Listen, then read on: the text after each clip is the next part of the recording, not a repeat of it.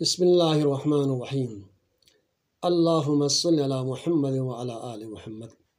السلام علیکم سامعین و ناظرین۔ احکام شریعت، آپ کے مسائل اور ان کا حل، سلسلہ نمبر 13۔ میں ہوں Muhammad Shafi Mutahari library and research centre سے آپ سے مخاطب ہوں۔ آج کے خصوصی سیشن میں خواتین کے مسائل سے متعلق گفتگو کرنا ہے، چونکہ دنیا کے مختلف گوشوں سے بہت سارے خواتین نے شرعی سوال کیے ہوئے ہیں، تو بالترتیب آج کے سیشن میں اس خصوصی ٹرانسمیشن میں 5 خواتین جو سائلات ہیں ان کے سوالات اور جوابات دیے جائیں گے۔ تو پہلا جو سائلہ ہے بانو اختر واکن، انہوں نے سوال کیا ہے کہ حیض کے دوران میاں بیوی آپس میں دل لگی کرے، محبت کرے، بوسہ کرے تو شرعاً یہ کیا حکم ہے؟ بانو اختر صاحبہ، شرعی احکامات کی روشنی میں میاں بیوی کے درمیان پیار و محبت کی باتیں کرنا، بوسہ کرنا، دل لگی کرنا شرعاً یہ جائز ہے۔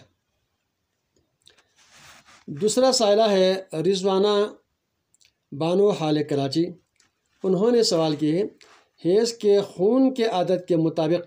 کہ عورتوں کے جو مختلف عادات ہوا کرتے ہیں اس کے مطابق خون رک جانے کے بعد مکمل غسل سے پہلے اگر میاں بیوی کے درمیان جنسی رابطہ قائم ہو جائے تو شرعاً کیا حکم ہے؟ حیض کے متعلق قرآن پاک میں واضح آیات موجود ہیں، چنانچہ سورہ بقرہ 2 سپارے میں آیت نمبر 222 ہے، ارشاد باری تعالیٰ ہے وَيَسْأَلُونَكَ عَنِ الْمَحِيضِ، اللہ تعالیٰ نے ارشاد فرمایا میرے محبوب جب آپ کو سوال کریں گے، لوگ پوچھیں گے حیض کے متعلق، قل آپ فرما دیجئے ہوا اذن، یہ تکلیف دہ چیز ہے، اذیت والی چیز ہے، ناپاک چیز ہے، فاعتزلوا النساء، اس دوران عورتوں سے دور رہیں۔ تو اس کے متعلق قرآن پاک میں اس کا واضح حکم موجود ہے، لیکن یہاں پر یہ ہے اس آیات کی روشنی میں فقہ احوط باب الطہارت میں حضرت میر سید محمد نور بخش رحمۃ اللہ علیہ نے حیض، نفاس، استحاضہ کے بیان بڑے تفصیل سے بیان کیا ہے۔ تو کامل طریقہ یہ ہے کہ حیض کے خون مکمل رک جانے کے بعد، نفاس کا جو خون ہو، خون ولادت ہے، وہ رک جانے کے بعد کامل غسل، یعنی کہ پہلے استنجا طہارت کرنا ہے، مقام محسوسہ کو دھونا ہے،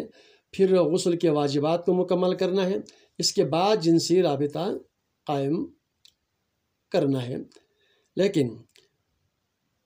حیض کا خون رک جانے کے بعد عادت کے مطابق خون تو رک گیا، لیکن مکمل غسل سے پہلے مقام مخصوصہ کو دھونے کے بعد، استنجا کے بعد اگر جنسی رابطہ قائم ہو جائے تو یہ لم یا عاصمہ دونوں گناہ گار نہیں ہوں گے، وَإِنْ کَرِہَتْ، لیکن یہ مکروہ فعل ہے۔ سائلہ نمبر 3 سفرہ اقبال حال لاہور، انہوں نے ایک سوال کیا ہے ایک لڑکی کے لیے اگر 9-10 سال سے پہلے خون آ جائے تو کیا یہ خون حیض کی علامت ہے؟ ہمیں احکام شریعت کی روشنی میں رہنمائی فرمائیں۔ سفرہ اقبال صاحبہ، اگر کسی لڑکی کو 9 سال سے پہلے خون کی علامت ظاہر ہو جائے تو یہ خون حیض نہیں ہے، یہ کوئی اور صورت ہو سکتی ہے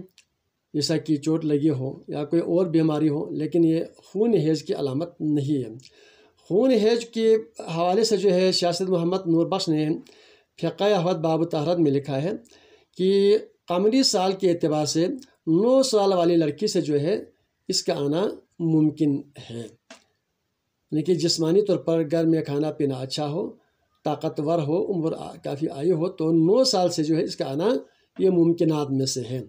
پھر اپنی جسمانی اعتبار سے جو ہے کوئی 10 سال کے بعد، کوئی 10.5، کوئی 11، کوئی 12، اس طرح جو 9 سے 15 کے درمیان ان کی بلوغت شروع ہوتی ہے۔ تو اگر 9 سال سے پہلے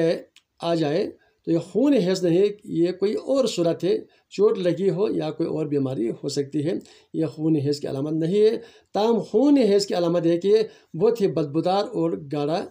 پن ہوتی ہے۔ اچھا جی، سائلہ نمبر 4 ہے جی فاطمہ زہرا حال کراچی اور حمیدہ بی بی راول پنڈی، ان دونوں نے یہی ایک ہی سوال کیا ہے، کیا حیض و نفاس والی خواتین قرآن پاک کو اپنے ہاتھ میں لے کر اس کی تلاوت کر سکتے ہیں؟ یعنی کہ وہ خواتین اس سے پہلے یعنی کہ وظیفہ جو ہے قرآن کی تلاوت کیا کرتے ہیں، تو کیا اس دوران بھی جو ہے حیض نفاس کے دوران بھی وہ پڑھ سکتے ہیں؟ شرعی احکامات کی روشنی میں اس کے کیا حکم ہیں؟ شرعی احکامات کی روشنی میں حیض اور نفاس والے خواتین کو نہ قرآن کو اپنے ہاتھ میں رکھ سکتے ہیں، نہ اس کو چھو سکتے ہیں۔ یہ شرعاً جب تک پاک نہ ہو، لا یمس الا المطہرون، جب تک پاک نہ ہو قرآن کو ہاتھ نہ لگیں، اس کو نہ چھوئیں۔ اچھا جی، سائلہ نمبر 5 ہے جی عذرا بانو خپلو، انہوں نے سوال کیا کہ میرے شوہر کے 2 بیویاں ہیں، یعنی ہم 2 بیوی ہیں، مگر شوہر جب بھی سفر کے لے جاتے ہیں، سیر و تفریح کے لے جاتے ہیں، تو مجھے چھوڑ کر دوسری بیوی کو ہمیشہ ساتھ لے کے جاتے ہیں، جب کہ یہ میرے مرضی کے خلاف ہے۔ تاہم اس میں جھگڑا نہیں کرتے ہیں، لیکن مجھے یہ سراسر ناگوار ہے۔ شرعی احکامات کی روشنی میں اس کا کیا حکم ہے؟ اللہ کے رسول نے فرمایا ہے کہ اگر کسی کے ازواج ہوں، 2، 3، 4 بیویاں ہوں، اور اس کا واضح حکم یہ ہے، انہوں نے سوال ساتھ ہی یہ بھی کیا ہے، اگر یہی صورتحال برقرار رہا تو کل اس کو توفیق ہو کر مال و دولت حال آ کر حج عمرہ کے لے جائے تو بھی یہی کرے گا کہ دوسری بیوی کو لے کے جائیں گے، مجھے لے کر نہیں جائیں گے۔ تو بتائیں کہ شرعی حکم کیا ہے؟ تو اللہ کے نبی نے اس کا حکم فرمایا، حدیث میں موجود ہے کہ 2، 3 بیویاں ہوں تو اگر آپس میں معاملہ جو ہے یعنی کہ ایک دوسرے کو یہ اتفاق نہیں کرتے ہیں کہ پہلی بیوی کو جائیں یا اس کو لے کر جائیں یا مجھے لے کر جائیں، اگر آپس میں اس قسم کے معاملات ہو جائیں تو اس کو قرعہ کرنا ہے۔ یہی شرعی حکم حدیث مبارکہ کا جو حکم ہے اس کو شاہ سید محمد نور بخش رحمۃ اللہ علیہ جو ہے فقہ احوال نے اس کے تبصرہ کیا ہے، اس کی وضاحت کی ہے کہ ایسی صورتحال میں جو ہے ان بیویوں کے درمیان جو ہے قرعہ ڈالیں، اور جس کا نام آ جائے اس کو سفر پر لے جائیں، یا عمرہ تو عمرہ کے لیے لے جائیں۔ اور طریقہ کار یہ ہے کہ 2 بار یا 3 بار عمرہ کے لیے یا حج کے لیے یا سفر کے لیے جاتے ہیں تو پہلی بیوی کو جو ساتھ لے کر گئے اب دوسری بار دوسری کو لے کر جائیں، تیسری بھی ہو تو تیسری بار اس کو ساتھ لے جائیں، یہ بھی طریقہ ٹھیک ہے۔ لیکن جب بھی کہیں سفر کے لیے جاتے ہوں تو ہر بیوی کا حق ادا کرنا، ان کو حقوق کا خیال رکھنا، برابری مساوات کا خیال رکھنا، یہ شرعی احکام ہے، شرعی حکم ہے۔ لہٰذا کوئی بھی شوہر اپنی بیویوں میں سے ایک کو زیادہ ترجیح دے کر، ایک کو زیادہ پیار و محبت دے کر دوسرے کو جو ہے اس کی دل آزاری نہیں کر سکتے ہیں۔ ہمیں شرعی احکامات کو فالو کرنا ہے، اسی میں حکمت ہے، اسی میں